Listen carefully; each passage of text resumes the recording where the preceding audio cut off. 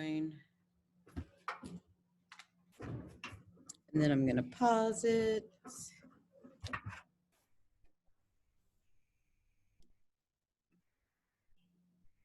Play. And okay, so welcome to what is today? Wednesday? Abram, will you shut that door for me? Thank you. Welcome to Wednesday. I'm going to tell you what your sketch assignment is for today. We just were at a fire drill. That's why we are a little late getting started. I keep pressing the same thing. So for your sketch today, speaking of Wednesday, is, I can get all the stuff out of the way. You are going to be illustrating a wishing well. Get it? Wishing well Wednesday. Isn't that cute? If you could make one wish come true, what would it be and why? That is your sketch assignment. You know, it'd be nice, you know, if you could draw like a little wishing well, that type of thing. Like, remember, you're in art. Yes, you can, you know, respond to that in sentences, but you're also in art. So that's your sketch for today. Everybody in here and at home needs to remember that these sketches that you're doing, you're going to take the 4 from this week and the 2 from last week and upload them this Friday. Also, this is my face-to-face people that are in here. This is your last time. This is your last week in the classroom before exams, and we do not have an exam in this class. So that's just a little FYI for everybody at home. You've got this week, next week, you've got some time. You need to get some projects. If you have not finished some projects in, you need to get some projects in. So, because we don't have an exam, that means your 3 6-week grades gives you your final grade. So if anybody is feeling like I can give you an exam grade, if you need to be bringing up a grade, I can give you a packet of stuff that you can do at home. It would be like kind of like our sketch assignments.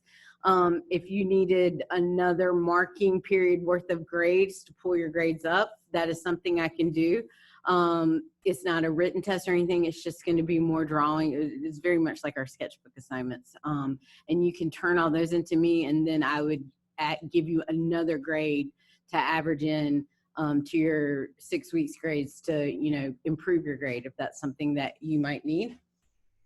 I'm going to talk a little bit about yesterday's sketch.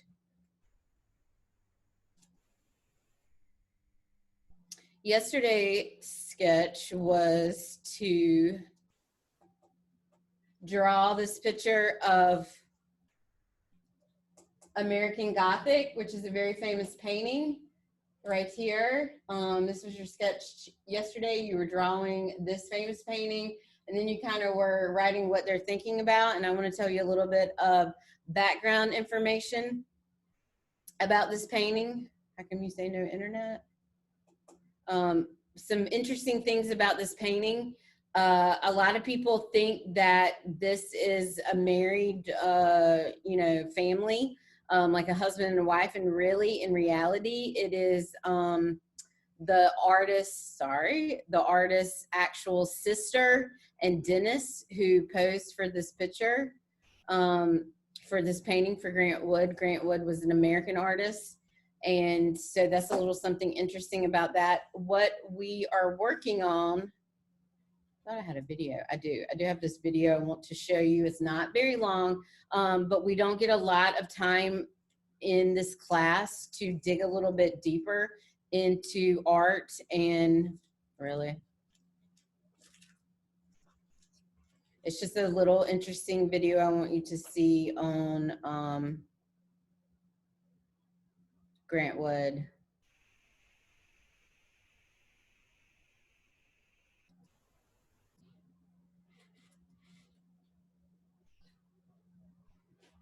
Hello, my name is Paul Priestley. Welcome to Artist in School, the home of art history for everyone. The masterpiece I shall be discussing today will be Grant Wood's American Gothic, an iconic American painting of the rural Midwest. But the question is it a satire or a positive statement of American rural life. Grant Wood's painting, American Gothic, is a relatively small painting, measuring 78 by 65 centimetres. It's an oil painting, painted on beaver board, a type of fibre board formed by compressing wood fibre into sheets. The painting was inspired by a visit to Eldon in Iowa, USA, and was completed in 1930. Its style is heavily influenced by the Flemish Renaissance painters such as Jan van Eyck. American Gothic became the masterpiece of a new style of painting associated with Midwest America in the 1930s. It was known as regionalism, which had been named and promoted by Maynard Walker, an art dealer from Kansas.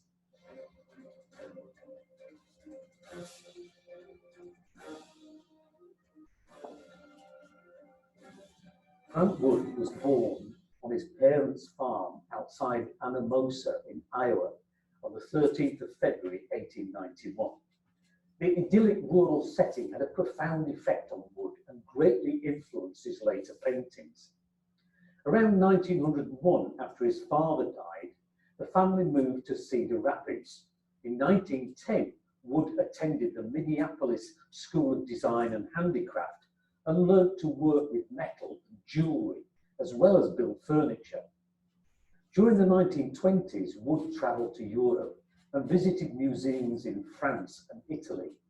He studied at the Académie Julienne in Paris and returned to the USA inspired by Impressionism. But by 1928, he'd made a trip to Munich in Germany and saw the paintings of 15th and 16th century German and Flemish masters. He was amazed at their realism and attention to detail. Impressionism was abandoned, and American Gothic was the result of this newfound passion. The painting brought him almost instant fame and provided him with the platform to promote regionalism to new aspiring artists. However, the rise of abstraction in the 1940s led to a decline in interest in Wood's work, and he died of cancer in 1942, aged 50. American Gothic was first exhibited at the 43rd Annual Exhibition of American Painting and Sculpture at the Institute of Chicago in October 1930. The painting was awarded a bronze medal, and Wood received a prize of $300, a not inconsiderable sum for a struggling artist. In November of that year, the painting was acquired by the Art Institute of Chicago. Grant Wood said he painted American Gothic to extol rural American values, real people in their well-ordered world, an image of reassurance during the onset of the Great Depression. Yet many critics, including Gertrude Stein, had a different view. She wrote, "We should fear Grant Wood. Every artist and every school of artists should be afraid of him for his devastating satire." I wonder which view you will support. Let us look at the painting and see what you think.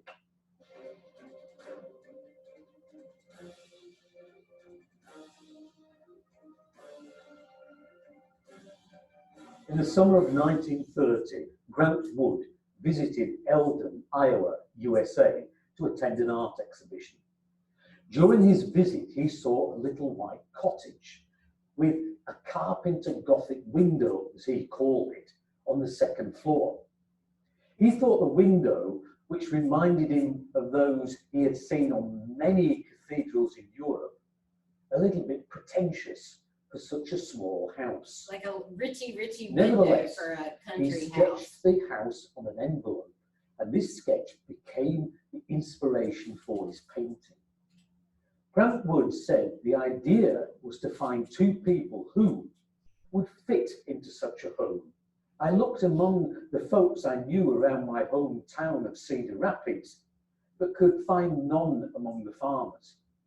I finally persuaded my own maiden sister to pose and had her comb her hair straight down her ears with a severely plain parting in the middle. The next job was to find a man to represent the husband. my quest finally narrowed down to the local dentist, who reluctantly consented to pose. He posed the two rigidly in front of the house, much like the figures he had seen in Flemish Renaissance art. He painted the picture more in the style of Van Eyck rather than the impressionism of Claude Monet that he had used to create earlier works.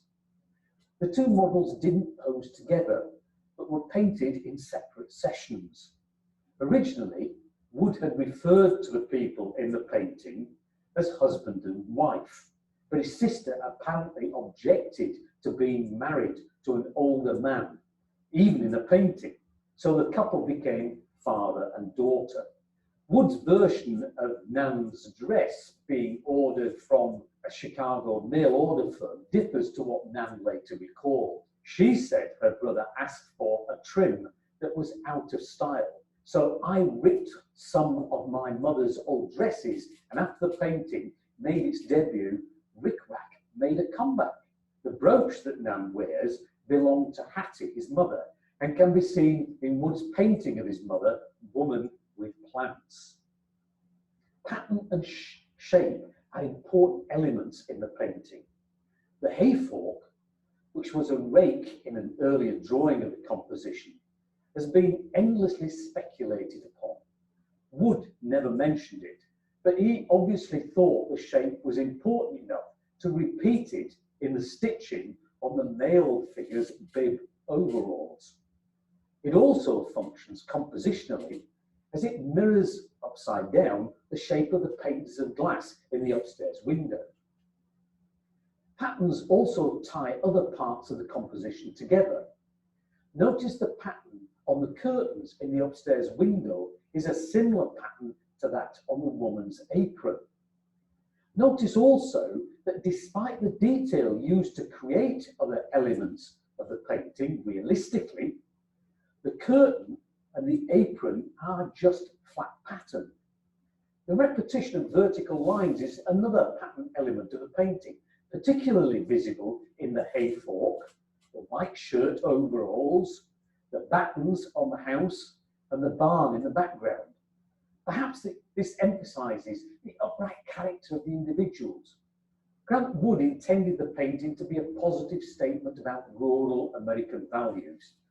The man and woman in their solid and well-crafted world, with all their strengths and weaknesses, represent survivors in a time of strife. Yet locals objected to it. An Iowan farmer's wife who'd seen the picture in the papers in 1930 telephoned Wood to express her anger. She claimed she wished to come over and smash his head for depicting her countrymen as grim Bible thumpers. Wood continually protested that the painting was not a caricature, but he fueled the controversy by continually dressing in rugged overalls after the painting was completed and telling the press, "All the good ideas that I've ever had come to me while I was milking a cow." Yet he was no farmer and was apparently repelled by livestock. Grant Wood signed and dated the painting here on the denim overalls. It is almost hidden. American Gothic inspired the regionalism movement and has become one of America's most famous paintings. America's equivalent of the Mona Lisa is now firmly entrenched in that nation's popular culture. The painting is soundly structured and yet open to interpretation, which gives the painting its power. And like the Mona Lisa, political gurus, marketing satirists continue to It's heavily exploit its popularity parodized. and There's power even a for Corona their one own coming ends. up. In 2017, in an article by Annabel Sheen for the Royal Academy in London, American Gothic was included in the top 10 of the most parodied Right paintings there. of all I can't time. believe it. Thank you for watching. Hope you Now, I know that was a little watched that lengthy, Grant but what Wood's painting. I'm trying to American show you Gothic. is If even you- back in the 1930s, Grant Wood legitimately was trying to show a good interpretation of that type of. I mean, he was really trying to do a representational image of that time in that rural area. And just because a couple, it's funny how, and we see this today, you see this in social media, how people interpret things might not be truth. And so this sparked great controversy just because a couple of people, thought it, was making fun of country people and rural people. And that wasn't even the case. That wasn't even the artist's, original intent. So it's just powerful. That interpretation and assumption is extremely powerful. We in visual arts, we don't get a lot of time to dive into paintings. Yes, we look at them. I have you sketch them very quickly, but I hope you found that a little bit interesting with who the people were, how the pitchfork and all the patterns. And if we spend a lot of time, we could really dissect paintings, but this is in the art history class, and so we really don't get a lot of time to do that. But I thought that one was just interesting enough to show a quick little video on that. I do want to give you work time today on your project. I'm gonna review that for those of you that weren't here, and for those of you at home in case you didn't see it yesterday. You are working on a visual, if I can scroll my computer, the title of it is Illustrated Family Recipe. It doesn't necessarily have to be a family recipe, but what I want you to do kind of is like an accumulation of what we've learned thus far this semester. We've done a lot of drawing. Remember, we have started off with contour lines. And contour line drawings are the lines that define an object. It's not necessarily an outline. We all could do an outline of our hand. We learned how to do that in elementary school, making little turkeys, but it doesn't show actually what the hand is made of. So, we started with contour line drawings. And so I want you to take the concept of something that maybe you just had over, our Thanksgiving break, or maybe something that you love that somebody in your family makes. And instead of, writing directions down so it looks like this, with the ingredients on one side and the directions on the other side, use your artistic skills and make a visual recipe. So you're drawing the recipe. And there's different ways to do this. I love this one right here. It's kind of like a holiday type of candy.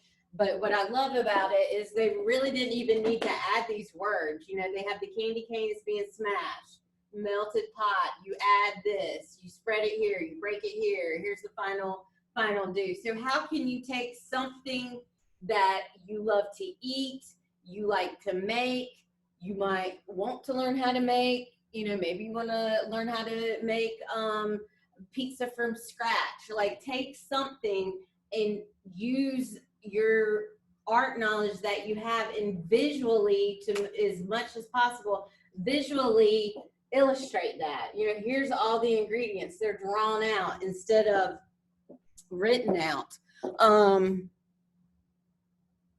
We're also going to use, I know Tiffany yesterday watercolored hers. You have all kinds of different art materials here if you're here face to face to make this pop out. Obviously, those of you at home, you're going to be a little bit limited. Maybe you have some crayons or color pencils, or maybe you just have one red pen or one blue pen and you want to just, add some color detail in certain places. There's a lot of different ways that you can do this. I love this one. You almost can think like a cartoon. Sometimes they're in different boxes, or this one's kind of all together. It's the food is very animated. There's no right or wrong way to do this, except that I want everything to be visual. I want everything to be drawn more than written out. You might decide to have a little bit of culture inspired into that. Or seasonal, obviously it's the holidays, maybe you're doing some sort of recipe that you like to have during the holidays. This is, obviously from Halloween, but I want you to figure out what you want to illustrate. with the ingredients and the directions, figure out what layout, the layout you want. And then I want you to illustrate this. I want to be able to look at it and not have to read a lot and just visually see what we're going to put in to make whatever you're doing. So we started that yesterday. You should probably be about at this stage right now, sketching it out and then coming back in and working either color pencils or going back over with a pen. I have this due Friday. Tomorrow is Thursday. So, keep that in mind. You have your sketch today to do. And so I'm going to stop live recording and I will see you tomorrow.